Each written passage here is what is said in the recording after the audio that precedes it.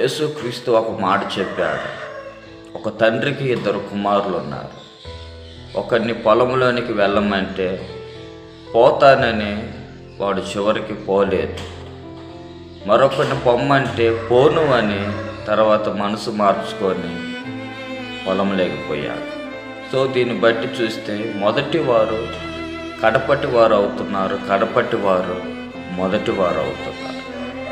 ఒకప్పుడు ప్రార్థించే నీవు, ఒకప్పుడు బైబిల్ చదివే నీవు, ఒకప్పుడు ప్రభు సన్నిధిలో ముందు వరుసలో ఉంటున్న నీవు ఈరోజు ప్రభు సన్నిధికి మానుకుంటున్నావు. అసలు ప్రభు సన్నిధికి రావటం లేదు, ప్రార్థనే చేయటం లేదు, వాక్యమే చదవటం లేదు.